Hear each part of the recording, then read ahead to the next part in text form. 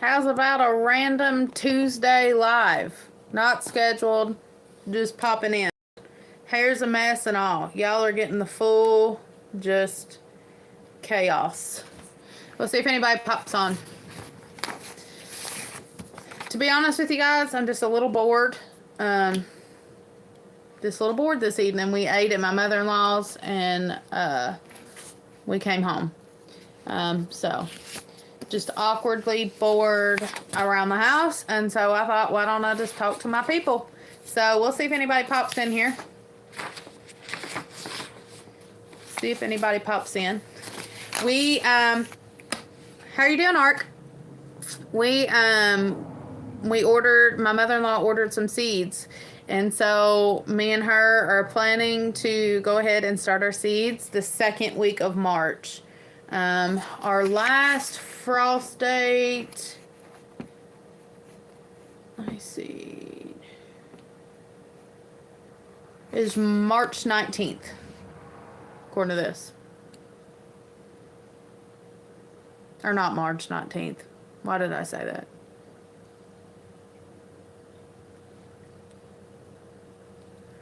May 19th. I've lost my head while I was at it. So we're going to go ahead and start our seeds. She went ahead and ordered some. I've got some too. I think what's on the plan to start is tomatoes, peppers, summer squash, and I don't know what else. I haven't ordered my loofah seeds. I know you all have heard me say this. Saying loofah. Let me turn my lighting up. Sorry, guys. I keep talking about loofah seeds. I want to get my loofahs. Hey, Chas. How y'all doing? Love you guys too.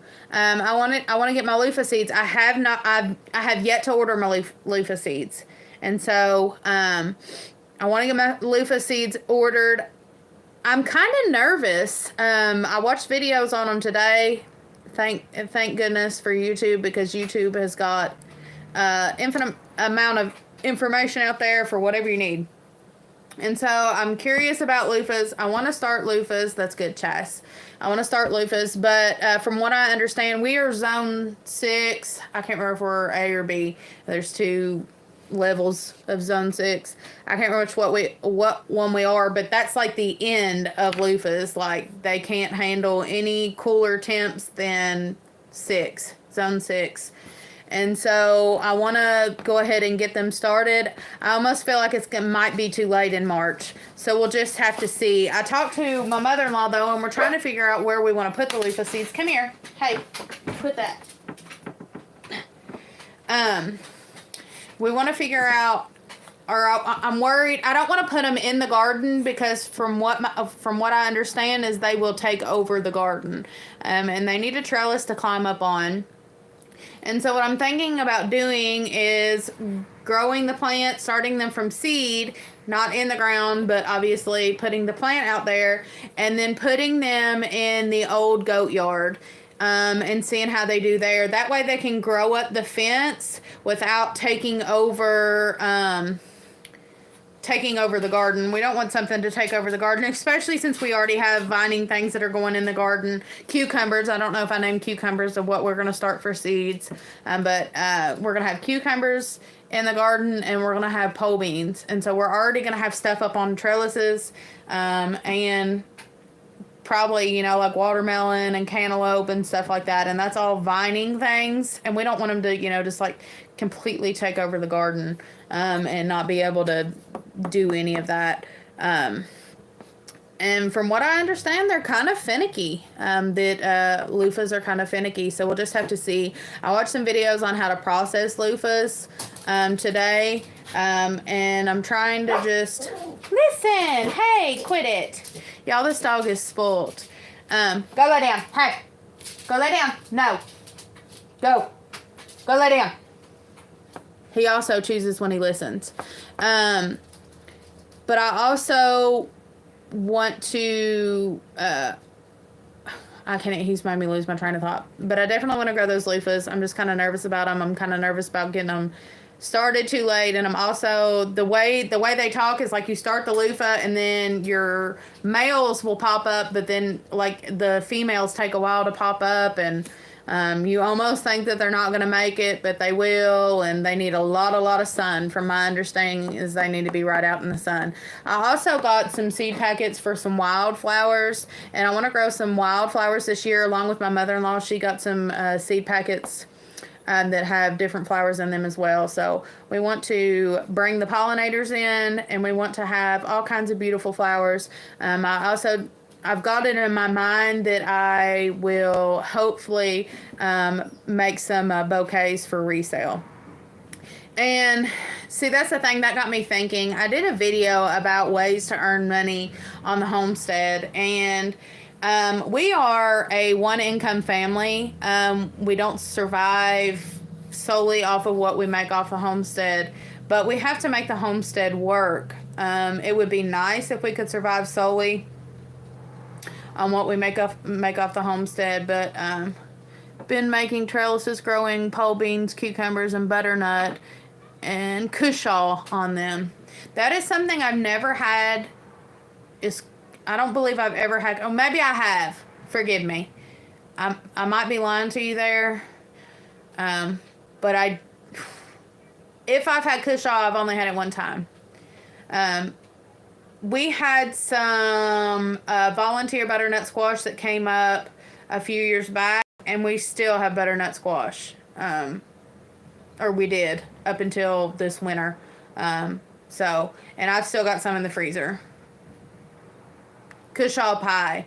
Yeah, that's, my father-in-law likes cushaw, and he likes cushaw pies. That's his favorite.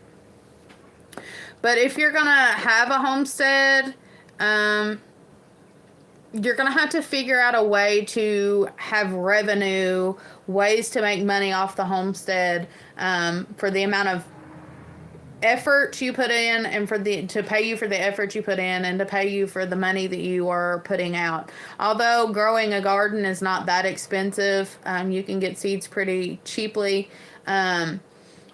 Actually, I know Chastity, I don't know if she's still on here, but if you are wanting to start a garden, Chas, I went to the Dollar Tree the other day, and they have got, they've got seeds there. You can buy, I think it's 4 packs for $1.25 or whatever it is.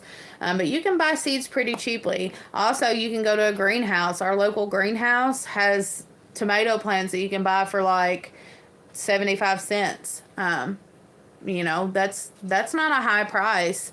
And here's the thing, the people out in public, the people that sell the things in the grocery store, they want to make it seem like it's really expensive. Yeah. Ark Wildman says they have them for 50 cents. Yeah. Yeah, the Dollar Tree has all kinds of stuff if you can catch it. I went to the Dollar Tree the other day, and they had sold out of seeds, but I'm sure that they keep them stocked, and they had a few different things that I didn't need, but you can buy 4 packs for $1.25 at the Dollar Tree. And I bought at the Dollar General the other day, I bought seeds. Well, hold on. I'll go get them.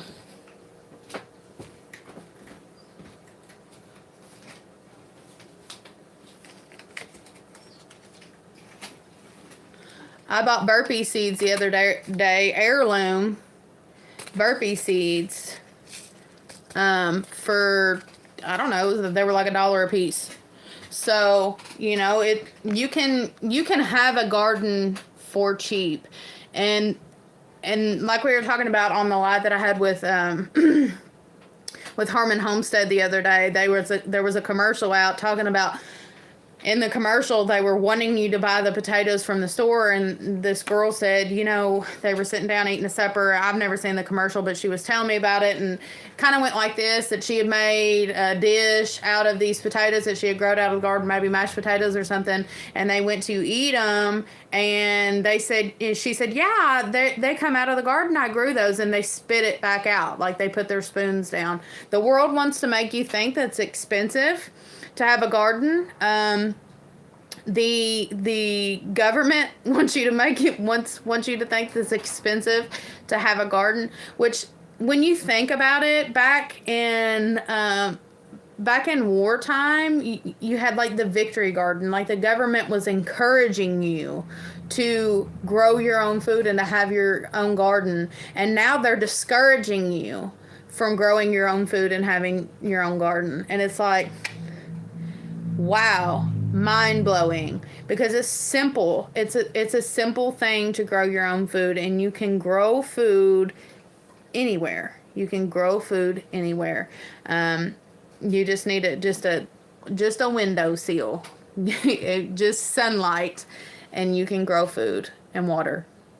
I mean, the obvious things, but you just need a bowl or a pot or just whatever, and you can grow your own food. It's funny too. Used to, at least around here, old timers, you would see like a pretty vine in their house and stuff, and it was sweet potato vines. They grew sweet potato vines in the house all summer, winter, and spring long, because the vines were beautiful, but they were growing food inside their house. A lot of people grow, your things you bake with, or you cook with. So, I'm sorry, excuse me, oregano, thyme, what else am I trying to think of? Dill,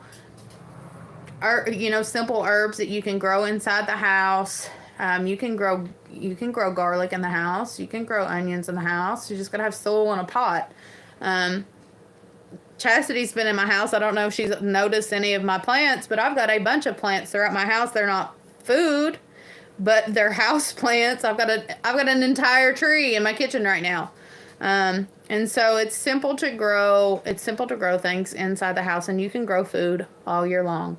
I have eggs running out of my ears, deviled eggs tonight with barbecued ribs. Yeah, I was telling my, I went to the grocery store to get something last night, and we were going through something. I was talking to the cashier, and she said something about eggs. Oh, we were talking, I was teaching Lakin. She was loading the grocery cart after it went through, and she was loading the cart on the end. And she asked she said, "Mommy, where do I need to put this?" And I said, "Honey, the stuff that can be smashed, you want to put that on top. So your bread and things like that." And the cashier said, "Yeah, and eggs. And you make sure, if you have eggs, you want to put them on top." And I said, "Yeah, thank God we don't have to buy eggs from the grocery store, that we have our own eggs." And she said, "Really?" And I said, "Yeah." She said, "How many do you get?" I said, "About a carton a day." And she said, "Oh, wow." I said, "Yeah, it's a lot." I said, "We've been having deviled eggs quite a bit. And I'm getting even more. My old hens started laying today. Well, one started laying yesterday, and then they started laying today. So throughout the winter, I've gotten my young. I've got quite a few young hens out there. And so they were laying for me, pretty much all winter. Maybe not every, week, or maybe not every day, but I was getting eggs. I never had to buy eggs, I don't think. I don't think I ever had to buy eggs from the grocery store, which is a blessing. But we are having to devil egg everything. If a recipe calls for 1 egg, I'm putting 2 eggs in it. And I sold eggs to a neighbor the other day. We got to get rid of it. How are you doing, Eric? I can't remember, LOL, one houseplant, the only one that didn't die, and I'm amazed that it's actually growing. It's amazing to me because you can over baby a plant. It's amazing to me how not babying a plant is what keeps them to survive, because I've killed plants just by overdoing it. That's what my husband and daughter's doing right now. They're getting baby chicks out of the incubator right now. We have 2 incubators. I can't think of what those are called. It's the ones you can get at Tractor Supply, the like roundish square ones. I think they're like, I don't know, they're around $100. They're not too bad. But we have 2 of those. And let me see, 1, 2, 3, 4, 5, 6, 7, 7 cartons of eggs full on the table right now of eggs that need to be incubated. So, And I think those only hold like 22 eggs. Hey, girly. Hey, Harmon Homestead. How y'all doing? But yeah, we've got, well, it's funny that she popped on right while we were talking about eggs because she's doing videos on incubating eggs right now. We've got baby chicks. We've got 2 incubators back there. I think there's 12 or 13 days on one, and then the other one we're getting baby chicks out of right now. They've been hatching. I think they started yesterday or the day before yesterday, and so they're in there, and he's getting them out and setting them up in the incubator. I tell you what, though. Do you all have your incubators in the house? We don't keep them outside. We keep a brooder outside on the farm. I don't know if you can hear. You all probably can't hear them hollering, but they're hollering back there. We keep them inside, the incubators inside, and the day that they're due to get out, the house smells so bad. I told him, I said, you're going to have to get those baby chicks out today because it stinks. Baby chicks smell so bad. They stink so bad. And that incubator gets like, that incubator has like grates on it and it gets the stinkiest smell. Do your all stink towards the end? I don't know why. It's like it's getting worse. Like, I don't know why I didn't notice it. Maybe I just didn't notice it in the beginning. But here, the last 3 times we've incubated eggs, I thought, my goodness, they're killing me. They're stinking my house up. And then you get like that baby chick dander smell. Ugh, it kills me. They just don't smell great. You think I'd be used to the amount of eggs that we hatch out all year long, but I'm not. It doesn't smell good at all. And we scrub that incubator down every, like we bleach it and clean it out really, really good every time we incubate eggs to make sure they're all clean. But, ugh, there's something about that smell. I can't do it. They get so stinky. And that egg smell, the one, you all that incubate eggs, you know what I'm talking about. That smell, I think that's the smell that I can't stand. It's like when those chicks come out of the egg and then that egg smells like rotten. It's like a rotten smell, but if all your baby chicks ain't hatched, we don't like to open it up. Yeah, that's what I'm talking about. Yeah, that's what I'm talking about. After they get out of the egg, the smell could knock you over. It's, I can't. It makes me want to gag thinking about it. That smell of just that. It's the egg. It's not. I guess it's not the chicks. The chick dander, I can't. It's bad, but it's not nearly as bad as that egg, that rotten egg smell. Because that's what it smells like. Once they come out of the egg, poor things. They gotta endure a rough month or so in that egg. It stinks so bad. It smells so bad. I don't feed the shells to the chickens either because we just throw them right out. Throw them right out. We don't bag them up or nothing. I ain't keeping nothing that smells like that. It's so bad. It stinks. It's gross. But baby chicks are fun. I can't remember who else said, maybe it's the last live I was on, they were asking, how exciting it is to have baby chicks, but where we hatch out baby chicks, pretty much all year long, where we raise and breed exotics, baby chicks, like little baby chicks coming out of the egg when we first started was like, oh, they're so cute, but now I'm like, oh, another round of baby chicks. It's not that bad, but where I do it so much, where we have baby chicks so much, it's, it took the joy from it. It took the excitement from it. And we have a lot, it's not that we don't love chickens. We have a lot of chickens. Somebody asked me the other day, and I can't remember. It was the last count I had, and we've hatched off about 2 batches since then. Then we had 152 chickens. And since then, I don't know how many we've added. Probably maybe close to 170 chickens. 152 chickens, and maybe 40 out of that, well, We'll say 30 or 40 out of that 100. No, ma'am. Or no, sir. Come here. Hey, come here. Come here. Quit that barking. No. No. No. Go lay down. Out of 40, 30 out of those are babies. The rest of them are breeders. And so, it's a chore. It's a chore having chickens. And chickens are not the cleanest animals either. And so it's a lot of cleanup and stuff. But it's worth it. It's worth it. That's how we make a lot of our income. I was talking about income on the farm. That's how we make a lot of our income. And that's how we're able to have the animals we have, is by raising and selling exotics. Which is fun. It's fun being able to ship birds all over the world. It's fun to have, birds in Hawaii and whatnot, and have people, that we can make friends with around the world. Which is pretty neat. When people are sending you videos and pictures of your birds and they're saying, hey from Hawaii. It's pretty neat. Andy handles all of that, though. He handles all the shipping and all the stuff like that. That would be a cool video.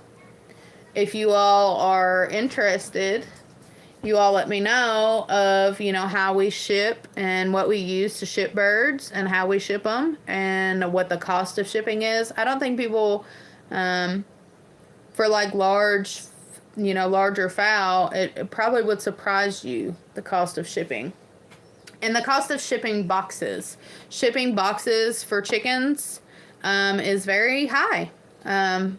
Way more high than what I thought it was going to be. And so that's actually pretty crazy, the amount that they charge just for a box, for a cardboard box. So I think that would be a neat video. That'd be a video, if Andy would agree to it, that he could do.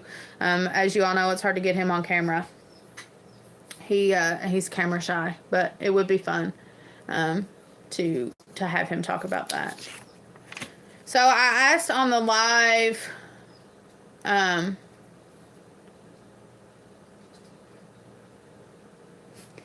just heard your chickens chirping in the background. I yanked my head over and thought it was ours in the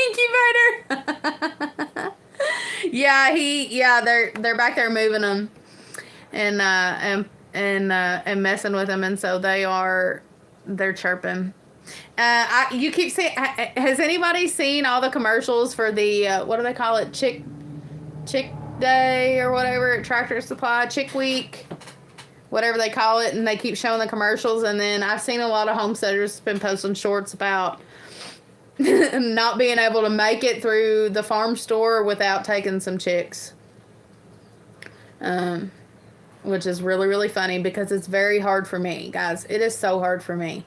And I just kind of stand there and just stare at them and think, oh, man, I need you. But really, I don't. Really, I don't. And guess what? The chicks are really cute. The ducks are cuter in those little brooders that they have them in the Tractor Supply and the farm store. And they make you think that you need them. But I'm here to tell you guys, you probably don't. At least I don't. But it doesn't make them any less cuter. Just watching them, just moving around, and they're so fluffy. Hello, how are you doing? They're so fluffy, and it makes you think, why are we so why when we see something cute, especially women, these women can vouch for me, why when we see something cute do we feel the need to have it? Especially if it's an animal. I don't know why we're like that, but we are. We feel the need that it has to be ours, that it has to come home with us. So walking through Tractor Supply, you have Easter eggers. I think that Harmon Homestead has Easter eggers as well. I don't have the Easter egger breeds, but I have chickens that lay Easter colored eggs, if that makes sense. I have chickens that lay blue and green and a blue-green egg, which are absolutely beautiful. Let me see. I'll get a carton. Oh. Here's a carton. let me see. Oh, I don't have any blue-green eggs in here. So I get tan. And I don't have all the colors. I get olive. I get the chocolate meringue eggs. I get pink. It looks tan. Can y'all kind of see that it's pink? And I get blue, but I don't have any blue eggs in here. This one's she kind of lays a blue-green. Can y'all kind of see the difference? And then the white eggs are always Andy's eggs. But I don't have any hens that lay white eggs. So I have tan, olive, and then green. I have tan, olive, green, blue, chocolate, and pink. Yeah, you told me what kind of hens you had the other day, and it's completely Rhode Island. Was it Rhode Island Reds? You have? Yeah, Harmon Holmes said, she said that she has olive eggers. I thought it was Easter eggers. But I have a mutt mix of chickens, and so I get all kinds of eggs, and I love it. I love all the colors. It's like a beautiful rainbow when I get to open my coop and see the eggs. I absolutely love it. I think that they are gorgeous, and it's a lot more fun to eat. Like, look, I'll show you. I just showed you all those eggs. Now look, these are all white eggs. These are the exotics, and they all lay white eggs, and they're just not as fun. Awesome. Thanks for showing up, Joe. Let me see what we got commented here. He said, oh yeah, his are Rhode Island Reds. We're going to do turkeys. Sounds fun. Ooh, turkeys. I've heard that turkeys don't want to sit on their eggs. Has anybody raised turkeys? Do they go broody? The barnyard mix were my favorite. Different colors for feathers and eggs. I've always surprised what they'll grow into. Yeah. Are white eggs better than brown? No, they don't taste any better if you're feeding the eggs the same diet. But I like colored eggs. I've noticed my hens though. You have turkeys, Ark? Do they go broody? Do your hens go broody? Yeah, it's totally the same taste. And a lot of people that weren't like raised eating brown eggs probably think that, it'd be like weird to have a brown egg. But a lot of people here, at least in Appalachia, they'll say that brown eggs taste better, but brown eggs don't taste any different. It's just diet. I do my eggs fried solid with hot sauce. Oh yeah, you're speaking my language, Joe. You're speaking my language. I fry my eggs in sausage or bacon grease and eat them on a bun with some mayonnaise and hot sauce. Oh, it's so good. It's delicious. It's very delicious. I remember I told my husband one time, I said, I'm gaining weight and I don't know why. And he said, because every day you're eating a mayonnaise fried egg sandwich and bacon grease and bread. And he said, that's why, because you're killing yourself. Well, here's the thing. I'm a mom, and moms, just like eat, like we just eat something quick and easy. And so my daughter doesn't typically eat as soon as she gets up. So she doesn't even really get hungry until like around 10 or 11 o'clock. And so it doesn't. Your wife's gained weight, but it's because you made her pregnant. Well, that'll do it. That will do it. Lay down. Yeah. Yeah, mayonnaise with egg, making mayonnaise with egg, yeah. We're egg eaters anyways. Quit, bud, now, quit. We're egg eaters anyways, and now that it's springtime, we're getting even more eggs. Get off the table. No. No. Now that we're eating even more eggs. And so, listen here. Look, guys, he is totally jealous. Okay. All right, I'll talk to him about it. And we'll see if he'll do it. He's camera shy anyways. If he doesn't want to do it, maybe he can talk me through it.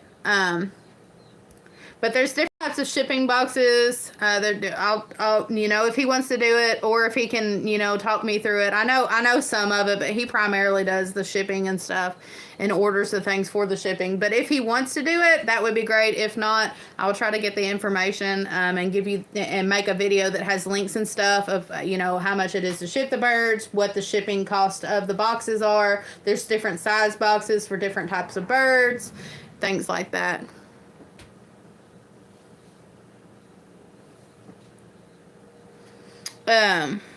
Cute puppy. It's all good. Yeah, he is, he's spoiled rotten is what he is. And he needs a bath.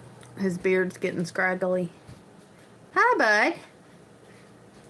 Is it all about you? Is it all about you? Oh, rotten thing. This is Oliver. Yeah. He's 8 years old. We got him when he was 8 months old. And he is... he is a Bower Terrier. Now, we never say that word right. I think that the actual real word is Bichon Terrier. They're not an American dog. I want a Cane Corso if I have another dog. We have an Anatolian Shepherd, Kangal Cross, and he is by far the best dog I have ever raised. He's an amazing dog. He's extremely smart, and extremely protective. And he does an amazing job. It's funny because, like, when we got them, we heard, they are, they're smart. But you can look at this dog, and if you, especially when he was a puppy and he didn't really know, like you had to teach him. If you told him no, or you told him to do something, you could look at his eyes and tell that he was thinking through what you were saying, almost like a horse does. If anybody's been around horses and you've trained horses or broke horses, things like that, I don't know if anybody's familiar with that. But when you break or train a horse, a lot of times if it's a smart horse, dumb horses aren't like that, but smart horses, you can tell, that they're trying to think through what you're saying. They're trying to figure out what you're saying. And that's how he is. He tries to think through what you're trying to say. He is very, very smart. And I think that they said, I don't know, I might be telling you all wrong, but I think that they said they have the mind of... What are you doing? Get down. That they have the mind of like a 6 or 7-year-old child. And I can see it. I can see it. Anatolians and Kangals are extremely smart, and he is very smart. Koa needs a friend. Absolutely. His friend is born. We've been waiting on some pups to be born from a specific breeder, and they're born. So we'll just have to see. He might be getting his very own puppy in a few weeks. They were born, let me see, I guess about 2 weeks ago. So when you get a puppy at 8 weeks, 9 weeks, 9-week-old puppy. Is that when you get them? 9 weeks. Somebody correct me because I might be wrong. But anyways, he'll have one in a few weeks. Lord's willing. Yes, he definitely needs a friend. Okay, let me see. My best friend in the world was a lab pit mix. I'd say that was a good dog, a lab pit mix. I like labs. A Norwegian elk hound. They're beautiful. Her name's Timber. That's so cute. I like the name Timber. I told Andy the next dog that we get, I don't know. I don't know. I'm the type, when you all name stuff, I'd say women are like this. I don't know if men are like this, but I look at something, and when I look at an animal, I can tell what I'm going to name them. Like, I look at them and I say, your name is Bob or whatever. When I look at them, it's like when I see what their name is. I don't know if everybody else is like that. I don't know if I'm just weird. But usually we don't have names prepared out for our animals. But when Koa was born and I seen pictures of him, we had to drive about an hour, 45 minutes to get Koa. And we had his name picked out before we seen him, but I'd seen him in pictures. And I told Andy, I said, he's a Koa. We went through dog names. We couldn't come up with anything. And I wanted to name him something good and strong. And we started going through names. And I seen the names and I said, oh my gosh, he is a Koa. That is his name. And so he's a Koa. And then Oliver got his name because I just always had that name picked out for a dog. And I told Andy way before we even got Ollie, it was years before we got Ollie, I said, if we ever get a dog, I'm going to name him Oliver. And he brought Ollie in, and as soon as I seen him, I said, oh yes, he's definitely an Oliver. We have a Beagle Lab. When you said Beagledor, I had no clue what you were talking about. Beagle Lab mix, best dog we've ever had. Aww. I'm going to tell you a breed that I want. I want a golden retriever. She wants a golden retriever so bad she can't stand it. You think it's gonna make a good dog? If somebody said, here's $1 million, and they said $1 million or a golden retriever, I would say a golden retriever. You wouldn't say the $1 million so you could buy a bunch of golden retrievers? Now if it was a golden retriever puppy, it just looked at me in the eyes, I would say, yeah. I like any type of hunting dog. So you're talking about a beagle. Oh, beagles melt my heart. Basset hounds. Beagles do melt my heart. Any type of hound dog of any sort. I love hound dogs. I love hound dogs. Everything. He's talking about the Norwegian elk hound dog. I don't know what it is about hound dog types. They're just, I don't know. I don't know. They're just made for me to love. Will you let him out, please? He needs to go potty. They are just made for me to love, and they're super, super, super cute. They're super cute. I love a hound dog. But as far as like a farm dog, I think Koa's made an amazing farm dog. And like Daisy Key was talking about, he needs a friend, and Lord's willing, hopefully soon we can get him a buddy and a friend. And I'm excited to see him train up another dog. I'm excited to see that dynamic.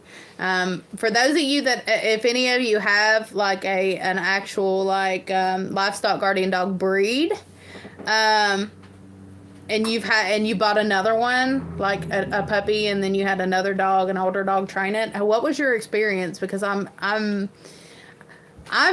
excited about it. I'm excited to see, what the dynamic is going to be of him, teaching another dog what to do and what not to do. He's super sweet.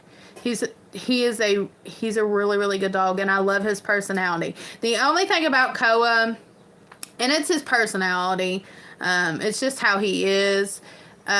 He wants to be loved on all the time, and just, he wants to be right next to you, which isn't a bad thing, but it is a bad thing if you're tripping over him constantly. When I'm working, he wants to be working with me. And his version of helping is like, hey, Mom, I'll lay on this hay. That way that you can't get it.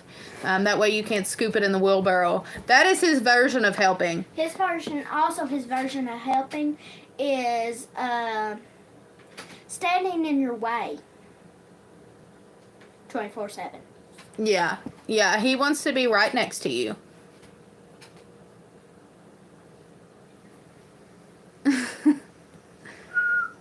Yeah.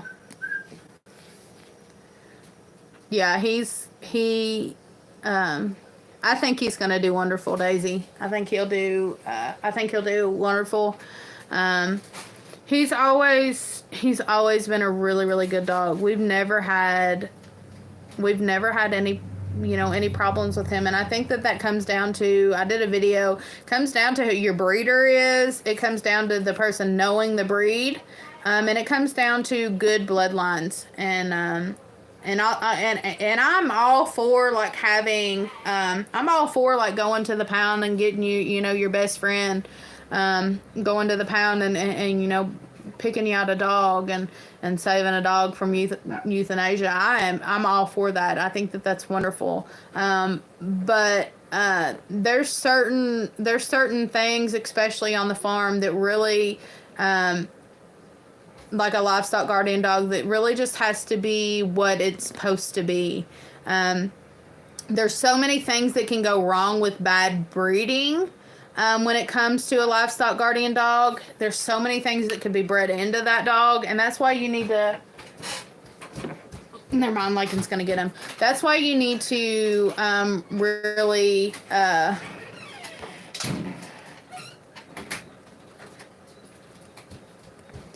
That's why you need to really really look into who you're getting your dogs from. And really pay attention to what those people, how educated those people are in the breed, and what breed standards are. And there's just certain things that need to be bred. Like, he's not a purebred dog. He's an Anatolian and a Kangal cross. He's a cross, but he's crossed with two types of livestock guardian dogs, and that's what's important. They need that breeding. They need that in their blood and their DNA. Listening in while awesome pot and pepper plants, and they need that breeding to be right. And I know that some people are going to disagree with me, and I've done videos on this before that people get really upset when I say you probably shouldn't have a non livestock guardian dog breed, watching your chickens, or sitting in with your chickens, because they very well might guard your chickens and might do very well at it, but they very well might not. They very well might kill all your chickens trying to play catch, or trying to play, whatever they're playing, catch the chicken. And so, and here's the thing too. And like I said, I've done videos on this before. If you want to check out my Livestock Guardian playlist, I'm not trying to be an expert, guys. I'm not trying to be an expert on dogs, and I want to make that very clear. I'm not an expert, but I've done a lot of research, and I've had my own experiences in this as well. I've completely lost my train of thought, but you don't put, this is what it was. You can't put a puppy, a livestock, even if it is a livestock guardian dog breed, you can't put a puppy in with the animals and then expect them to know not to. Lakin, come get this dog, please. You can't expect them to not want to chase after the animal. No, it's not a prey drive, because if it's a true livestock guardian dog breed, they're not going to have a prey drive. They're going to have a play drive. They're going to want to play. Not a prey, but a play. And puppies play. Puppies want to play. They want to chase the chickens. They want to chase the goats. And so you have to be out there, and you have to say, no. You have to train them to be good livestock guardian dogs. Not to be good livestock guardian dogs. You have to train them and teach them that there's a time to play and there's not a time to play. And that's why I say, and a bunch of other trainers say, and a bunch of farmers that have raised livestock guardians say, do not put a puppy outside with your livestock by itself until it realizes that no is no, that stop is stop, that put down is put down, to not grab is to not grab, and like I said, no is no. The thing about a livestock guardian dog is they're smart. Like I was talking about before, they're smart and they understand. They understand once you teach them what no is, that it's no. And they won't, typically, if they're smart, they won't go back and do what you've told them not to do. A lot of times they're pouters. You get onto them and they pout. And that's how Koa is. If you get onto him and you tell him no, he will pout. And he doesn't like to hear the word no because it hurts his feelings and he doesn't want to be told that he's doing something wrong. And so he will correct that behavior. And that's what needs to be trained into a puppy from the get-go.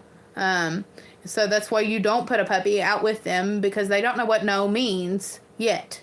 You have to teach them no. You have to teach them sit. You have to teach them stay. You have to teach them don't get that, and, let go or put down or all the, whatever terms you want to use.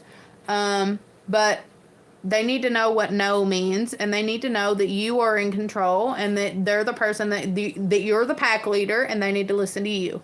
And you don't have to do that aggressively. You don't have to do that with mean movements. You don't have to do that hatefully. You can do that with just voice, with just command, and they will learn. Hey, y'all, our Eli Shepherdor Lab Shepherd mix is awesome livestock guard. Yeah. Yeah, and that's, that's where we get into the conversation, and I think a lot of people get upset with me. I think a lot of people maybe disagree with me on that, but my experience, my understanding, my experience with training a livestock guardian dog and working with a livestock guardian dog and having other dogs on the farm. Listen. We had a shepherd mix on the farm, and we had a little mutt mix that was in the house, and then we had another dog that was just a stray and it showed up. And all three of those dogs killed chickens. All three of them. The shepherd mix, they all do. And the shepherd mix knew what he was doing was wrong. That's why he killed the chickens and then hid them. He put them underneath the porch. He thought that he hid him. He thought he did a good job about it. And he didn't kill any more after he killed my first flock. He killed almost every single chicken in the flock. He knew what he did was wrong, but he still did it. And he has a prey drive. And he had a prey drive. And that's what makes a livestock guardian dog a livestock guardian dog, the fact that they have no prey drive. And I think a lot of people jumped off of this live when I started talking about livestock guardian dogs, because I don't think a lot of people agree with me. And I hate that they don't. And I'm not, it's nothing against your dog. And if that dog does well for you, that's fantastic. I'm so glad, that you've got a dog that does well, and that's great. I know somebody commented on one of my videos and said somebody had a Chihuahua, and the Chihuahua guarded the chickens, and it did really well with them, and that's fantastic. But that's like the exception to the rule. That's not, that's the exception to the rule. Yeah, like he said, we got lucky with him for sure. Different dogs have different personalities, but my little house dog here, I don't think that he would go after a rabbit or a chicken. We've had rabbits and chickens in the house. He's very curious about them. I don't think that he would kill them, but I also wouldn't trust him to, sit out with them in the coop. But Koa, I would. I have no doubt in my mind, Koa has never been around cows and he's never been around horses, but I have no doubt in my mind that if I stuck Koa out there around a cow or a horse, that he would have no drive in him, no prey drive in him to go chase after the cow or the horse. I know he wouldn't. I don't have a doubt in my mind. We've never raised sheep. If I threw a sheep out there, I have no doubt in my mind, if I threw a baby lamb out there, that he would have no problem not chasing after the sheep or the lamb. If we started raising, like a small pheasant or a bird, I would have no problem with him, being around them. I have no problem with him being around my rabbits. And that's crazy. You know, you would think that a dog would chase after the rabbit, but listen, I've had a rabbit one time get out. She got out of her cage, and I have no doubt in my mind that she probably walked right past Koa, and Koa didn't go after her. I wasn't there, but I'm sure he didn't. And so that's the difference between a livestock guardian dog and most breeds is, you know, they can get acclimated, they can be raised up with certain animals, but that doesn't take their prey drive away from other animals. If you were to add an animal to the farm, hold on. Come here. You're not listening. Come here. Come here. Come here. Give me just a second. I got to get this dog.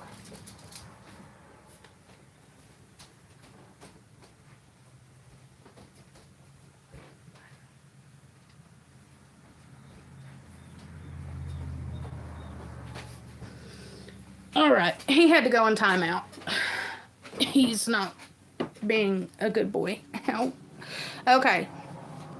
Let me see. I found that if you raise dogs with chickens, they don't chase them, but more likely to protect them.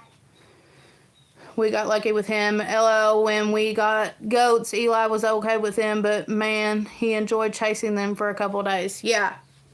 Yeah. And I think it all comes down to like a true livestock guardian breed. And you said that he had shepherd in him, right? Yeah, a shepherd dog is a farm dog, but a shepherd dog is also a herding dog. And herding dogs are not livestock guardian dogs. It's just a different thing. A livestock guardian dog and a farm dog are two different things.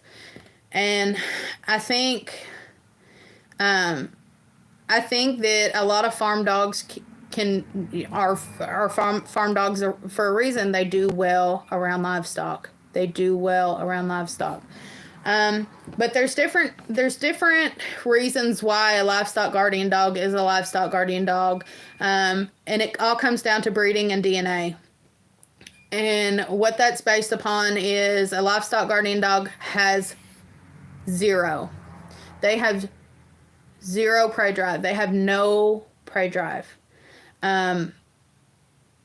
Cute, fuzzy little things are just, hello, how are you?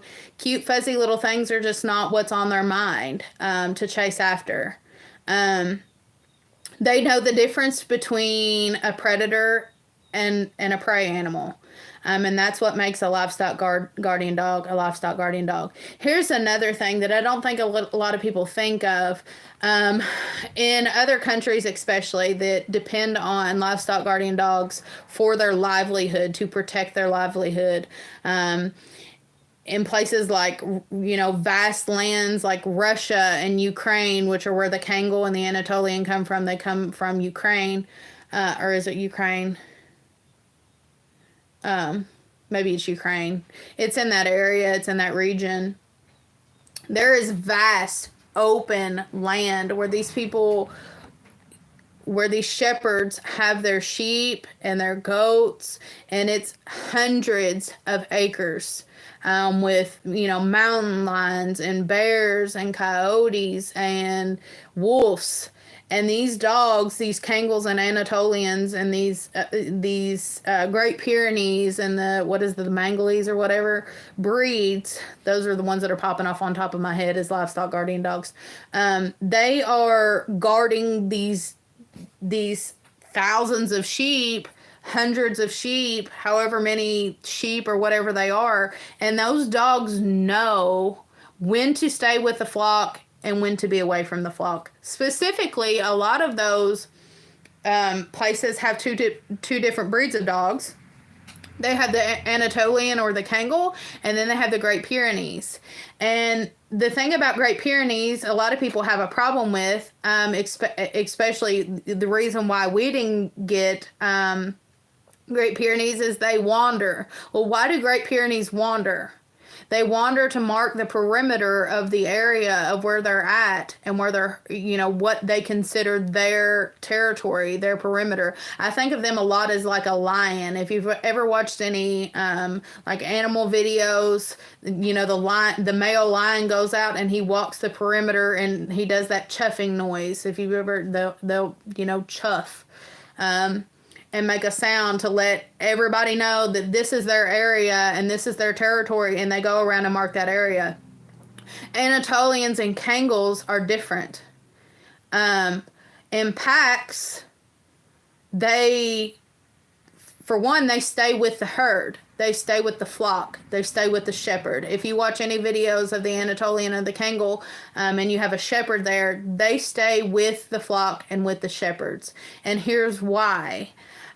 Because a lot of times they'll have the Anatolian and the Kangals on the inside and the Great Pyrenees on the outside. Well, why is that?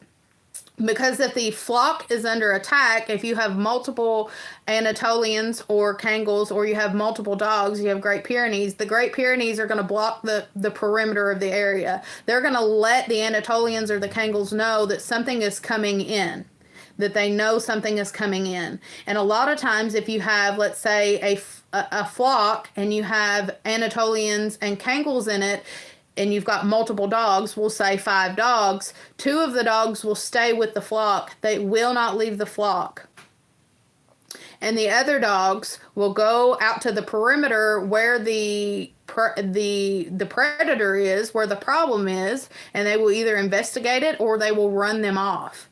And here's the thing, you're not really going to get that out of your farm dogs. Your farm dogs are going to take off and they're going to run after whatever the problem is. Your farm dogs are going to be a little more antsy. They're going to run around around your animals. And that's another thing, your Anatolians and your Kangals and stuff. If you've ever watched any videos around them, they're careful with how they move around the flock. They're careful with how quickly they move. If you've got a mama having babies, they're not going to be real close to the mama who's having babies. They're not going to be hovering over her. They're not going to be running around the new babies in the flock, in their area, in their family. And so that's what makes a livestock guardian dog breed separate from what you would. Guys, look at this. Come here. This is what I'm talking about. Eggs to incubation. These are all full. This is 18 here. There's another 18, and the rest of those are dozens. We got eggs galore. But they're gonna stay with the flock primarily. They're gonna know how to act, how to react around livestock. And like I was saying, there's a reason that people have farm dogs. There's a reason why they have shepherds. You were talking about your dog chasing the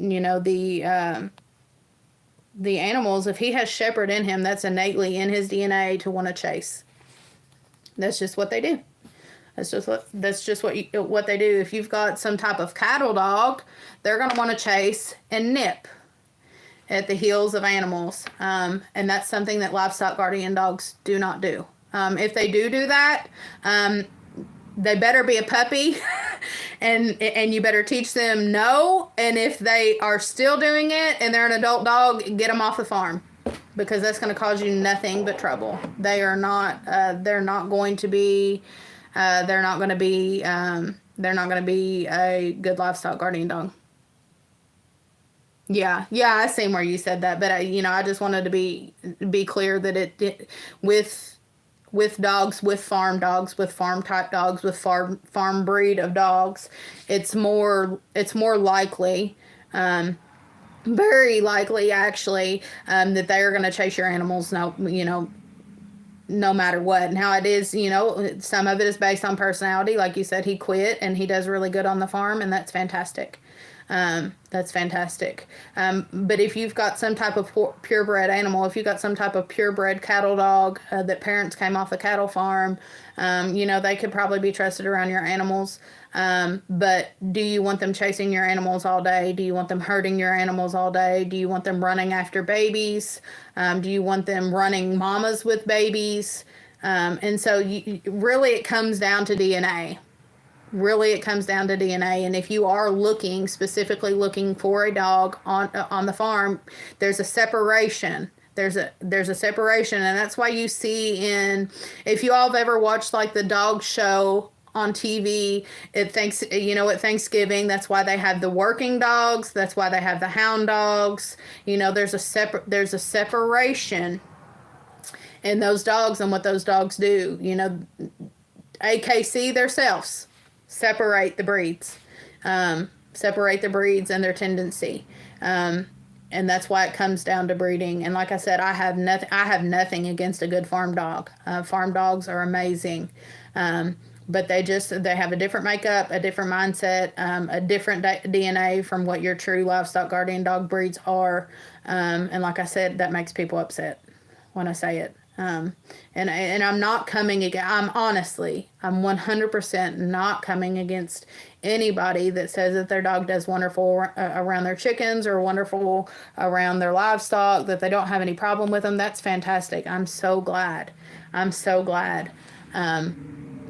But it doesn't take much research to figure out, when you're looking for a farm dog, what those different types of dogs are bred for. What those different type of dogs are good for doing. And so, that's the same reason, like if you're looking for a herding dog, that you're not going to buy a pit bull. You know what I mean? If I'm getting online and I want to find a herding dog to herd my sheep, I'm not going to look for a pit bull. Am I? No. I'm going to look for a herding type dog. I'm going to look at collies. I'm going to look at, your shepherd dogs. If I'm looking for a dog that's, low to the ground and is going to get in there between cattle and is going to be fearless and is going to be able to stand the kicks that it gets from cattle, I'm going to look at cattle dogs. I'm going to look at your cattle type dogs. I'm not going to look for a Chihuahua to be in there herding the cows. And I think that a lot of people get upset, especially like people are going off this live right now because I'm talking about it. I think that where people get upset is they think, well, my dog's perfectly okay. And that's great. That's wonderful. I'm glad that your dog does okay. But that doesn't mean that your dog is a livestock guardian dog breed. And that's just facts. And I'm sorry if people get hurt about that. It looks like a lot of people got hurt. I've went down in numbers significantly since I got talking about dog facts. Because people don't like to hear it. People don't like to hear it. And usually I preference my videos when I'm talking about livestock guardian dogs that this is going to make people upset. And probably people watch it and get very upset, and then people comment and say, well, I don't know why people get upset about this, because what you're saying is facts, and it is. But people still get upset. People still, just don't like to hear it. So I'm going to get off that topic because people are getting mad at me, I believe, and dropping like flies off of this live. And I don't want to hurt people's feelings. I don't want to make people mad. I don't want to get people tore up. I'm sorry if I offended you. And I mean that truly. I don't want to offend you. But I'm not, I'm not lying. Thank you, Family Trails. Thank you for popping in. It's so glad to see you. I'm on an odd day anyways. I'm on an odd day anyways. I just thought I'd do a random Tuesday live, and it's been pretty good up until I started talking about livestock guardian dogs. Now everybody's dropping off and getting mad, I think. I make people upset. What's your good news? Tell me, please. I want to know. What is it? Drum roll. What's the news?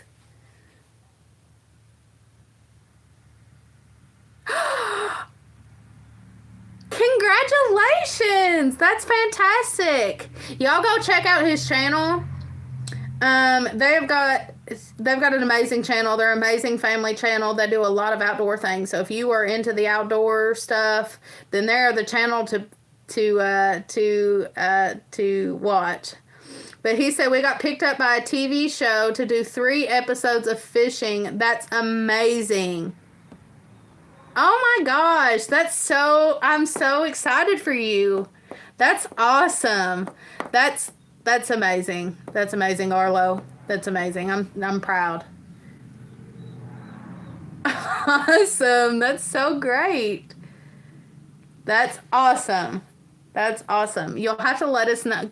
I don't know if probably wouldn't be able to watch it in America, would we? Probably not. But that's still great. Are you I guess you're gonna video, right? You're not gonna leave us hanging. You're gonna do videos, correct? So we can see the experience. Eric, yeah. Maybe not, but we can't keep the footage. Oh no. Eric, it's Andy dabbled in fly fishing. And we are going to film them filming us, LOL. Awesome. I'm so proud. Proud mom moment. You can tell I'm a mom by the excitement, I believe. I'm super proud. That's awesome. Proud of you. Eric, yeah, fly fishing is something that Andy has tried to learn. I have not tried to learn. He's spent quite a bit of money on equipment to learn, and he does do some fly fishing. But he is he fly fishes for muskie. He's a muskie fisherman, and he is a very skilled. Don't tell him I told you that. He is a very skilled muskie fisherman, and he knows how to catch his fish. He used to spend a significant amount of time out on the water, and I used to spend it with him. But we've gotten busy, and we haven't been able to fish as much. But he, like I said, don't tell him I said that. But he is an amazing fisherman, and he is an amazing muskie fisherman. My dad always bass fished, and he was a bass fisherman. And if you talk to anybody, and I'm not just saying that to brag on them, I am saying it to brag on them, actually. If you hear anybody talk about my dad growing up, my aunts, especially my aunt was a fisherman on my mom's side, and my dad would, go fishing with her. She was real tomboyish. And they would go fishing, and she would talk about how good of a fisherman my dad is, and he really is. He's fished my entire life. I always tell the story. I think I told Ark this. My dad used to get off of work. He would take his fishing stuff with him. He would get off of work and go fishing as soon as he got off work. He wouldn't come home. And Mom and Dad got in quite a few fights about that because he wouldn't come home until dark, and he would go fishing. And that's kind of how Andy is. I'm not going to lie. I've told him, I said, dude, you're going to have to spend more time with us. So instead of him quitting fishing, he just started taking us along once she got big enough that she could, be out on the water and be able to, stand to be out and not have a bottle, every couple hours. So I want to fish with Andy one day. It will happen. Yeah. He loves fishing. He loves fishing, and I thought I liked to fish. I'd been raised, by a fisherman, by a bass fisherman, who spent a lot of time out on the water, and I thought I loved to fish until I met my husband, and then I realized that I don't know anybody. Nobody pops off on my head, even my dad that loves to fish as much as Andy. Andy loves to fish. I've seen that man get up at like 3 o'clock in the morning, in the middle of winter, the dead of winter, frost on the ground, snow on the ground, ice on the ground, freezing rain, him have icicles hanging out of his eyelashes and his nose, and him be on the water muskie fishing. I've never seen anybody so dedicated. I don't know anybody personally as dedicated as my husband is when it comes to fishing. He absolutely loves it. And, you know, when you go fishing with Andy, it's not, you know, like 3 hours. It's not 5 hours. To me, like after 3 to 5 hours, you know, I'm ready to go home. I'm ready to pack it up, especially if I haven't caught anything. That's when you find your dedicated fisherman. That's when you know that you've really found a fisherman, is when they're out on the water and you haven't caught nothing all day long. That's when you know somebody truly loves fishing, that they love the sport, that it's their favorite thing. When they can be out on the water 8 hours in a day and not catch nothing. Yeah, trooper fishermen. Yeah, and not catch nothing and still want to go out the next day. That is my husband. And it must be in their DNA, because his brother is like that too. His brother will sleep. He's a truck driver, so he's got weird hours anyways. He will sleep all day and then go fishing all night and come back at like 6 o'clock in the morning from fishing. So, you know, I enjoy the peace. He does too. And I will fish. I like being out on the water. I like being out there. I will fish for, you know, an hour, 2 hours. And then I want to walk the banks and I want to see what's there. Or I want to sit in the boat and just, you know, like watch the water. I can't swing up. I can't cast for 8 hours straight. It kills my arms. I'm a wimp. I'm not a trooper. He always tells me that I catfished him, actually, when after we got married and you know, after we had Lakin, and as she grew up, we finally got to be able to fish more when she got a little bit bigger. He told me that I catfished him, that I told him that I like to fish, but I really didn't. And I said, "What do you mean?" I said, "You know, I like to fish." He said, "You don't like to fish. You'll cast for a few hours and then you're done." And I'm thinking, that's normal, you know, like that's normal people stuff. You catfish me into thinking that you like to fish, but you don't. You're a total different type of fisherman. You are dedicated to the sport. I just like it. That's the difference. But anyways, like she said, he's a trooper fisherman. Yes, he will brave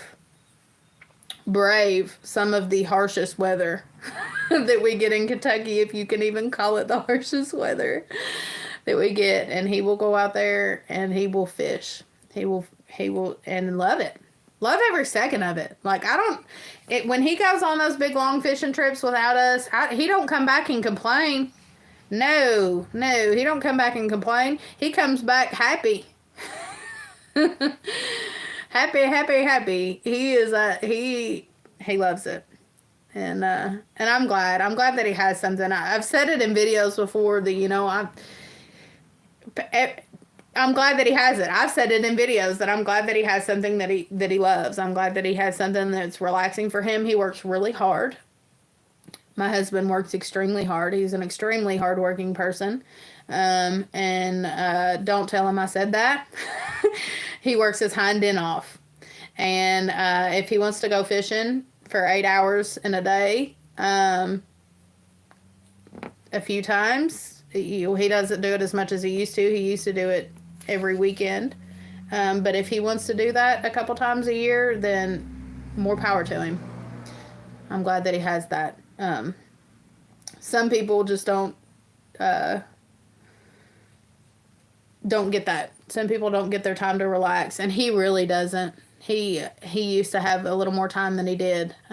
He really doesn't now, but I'm glad that he has that, and I'm glad that he loves it. You know, like I said, I was raised by a bass fisherman, somebody that, you know, was gone all the time fishing. So much so it drove my mom nuts.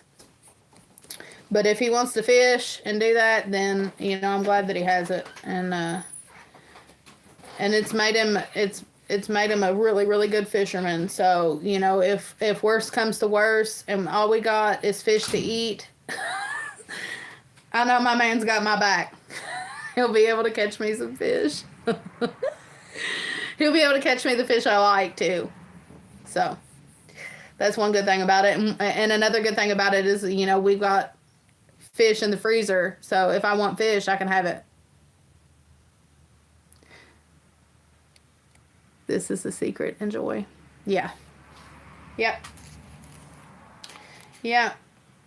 I know this is like a farm channel, and, you know, people probably don't want to, you know, hear about marriage stuff, but that's the thing is, you know, you gotta have something. Each person has to have something separately, you know, that brings them, you know, relaxation and peace.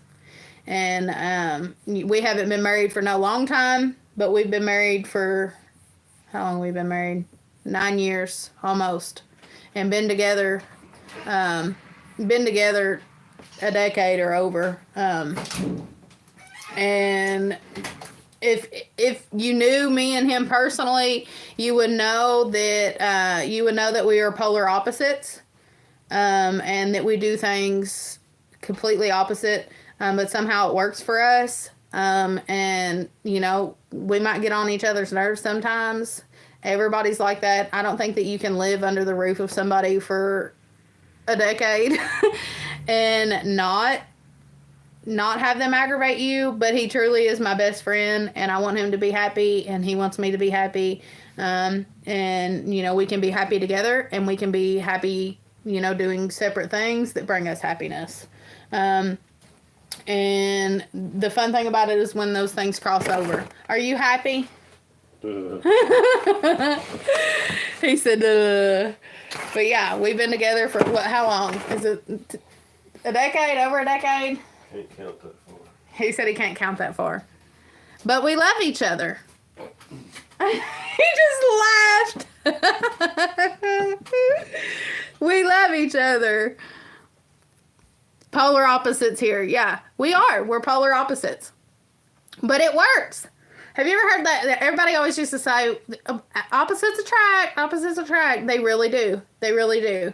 And what's funny about us is I say it every time, and people are like, gasp when I say it. I guess because I look older than what I am. But there's 11 years between us. He's the older one. There's 11 years between us. We literally grew up in 2 different decades.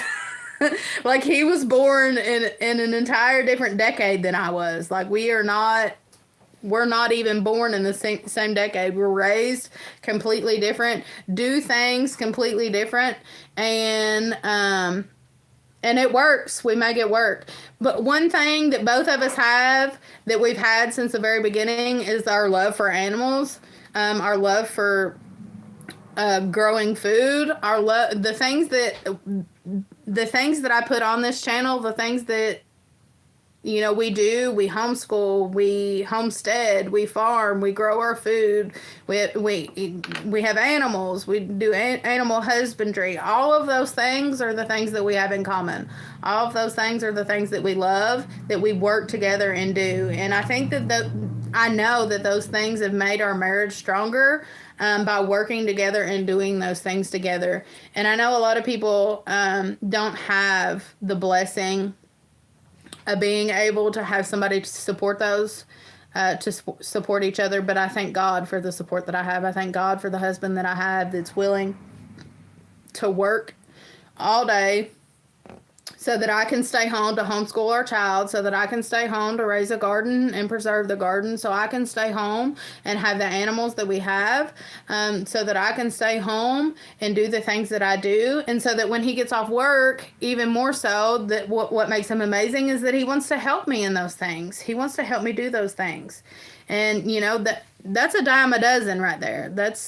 I know that I'm blessed to have those things. And I don't say that to, you know, like brag that I have them. I say that to brag on him, because he really is a big support of the things that I want to do. And, you know, I wouldn't have this channel. I wouldn't have the animals that I have. I wouldn't have the things that I have if it wasn't for him. And the Lord, you know, I want to give the Lord the praise too. You know, he gave me the husband I have. He gave me the hardworking husband I have so that we can have the things that we have. When I met my wife, she said she wouldn't move to the country. Now we will never move back to town. Absolutely. If you are going to marry, if you've got somebody to choose and pick, if you're not married yet and you're looking for the person, that is a big ding, ding, ding, ding, ding. If they say, let's move to the country, that should automatically be a green flag. That should be a go. That should be a go in my book. Absolutely. I was talking about the live on the other day. I hate going to town. I hate going to town. I hate being around people. I hate being in groups of people. I want to be on the farm. I don't want to be anywhere near society. If I could just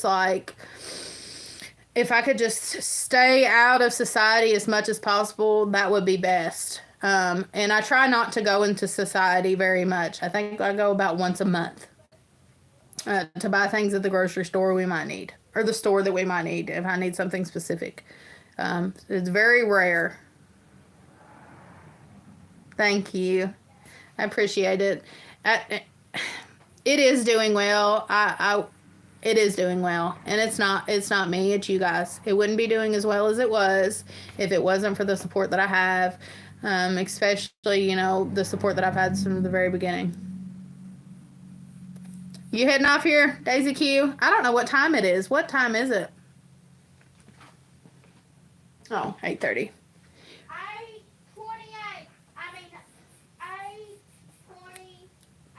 You have a good evening as well, and God bless you. But guys, I guess I'm going to hop off here anyways. I know that it's getting late and people got stuff to do. I've been on here about an hour and 20 minutes, but I appreciate everybody that's been on here. Thank you all for the support that you are. I've run quite a few people off too. I feel like I've definitely offended people on this live. People are probably going to be pretty upset with me, honestly, and I hate that feeling. That people are going to be mad at me. I try to be kind. I try to be kind with my words, guys. I don't try to offend people. I know that people just get upset. But I appreciate you all. You all are wonderful. You all are an amazing support. I thank God for you all. This channel wouldn't be what it was if it wasn't for you all and your support. I enjoyed hanging out as well. Eric, thank you for showing up. Thank you, Family Trails. Thank you, Daisy Q, and whoever else is on here. I hope you all have a wonderful evening. God bless you all. And y'all just keep being you all. Just keep being you. Also, Arlo, I'm super proud of you. That's amazing. I'm super excited for you. And that's great. That's a wonderful opportunity, and I'm so glad. I'm super excited. I'm glad you told me. Because I'm really excited for you guys, and that's amazing. So good luck with that, and you'll have to let us know how it goes. But I'm proud of you. That's amazing, and I'm super excited for you. That brightened my evening. That made my evening so much better. Thank you, Sheila. Lord's will, I won't lose any sleep over it, but probably I will. And I don't like the feeling of people being hurt with me. And I know that sounds bad. I don't want to hurt people and make them think that I feel like I know everything or that I'm smarter than them, and I don't want it to come off that way. And I know when I get to talking about stuff, I get real passionate about it. And I don't know if that's what runs people off, or I don't know if it's just the facts that run people off, because a lot of times people don't want to hear facts either. And when you start saying facts that they don't like, they start getting upset. And like I said, that's why I always, on my videos, when I talk about livestock guardian dogs specifically, when I talk about dogs specifically, I always preference by saying that people are going to get upset, because I know they will. And that's kind of my caveat to say, if you don't want to watch this, then don't. That way you're not getting your feelings hurt, because I don't want people's feelings to get hurt. But I mean, people need to know. They need to educate. All right, Daisy Q. Good night. Good night. Yeah, we'll be working on garden stuff here soon, Lord's willing. I'm super excited about the garden. I'm going on. Here I am chit-chatting again. But, guys, thank you all for the support. Thank you, Sheila. Hopefully I won't lose any sleep over it. My husband would tell me the same thing. He would tell me, you're all right. It'll be okay. So I hope that I didn't make anybody upset. I didn't make anybody mad. I've got a feeling I did, because I went from 11 to like 5 people in like 0.5 seconds. So probably did. But I appreciate you all. God bless. And hopefully we can see you on the next one. We'll see you later. Bye-bye.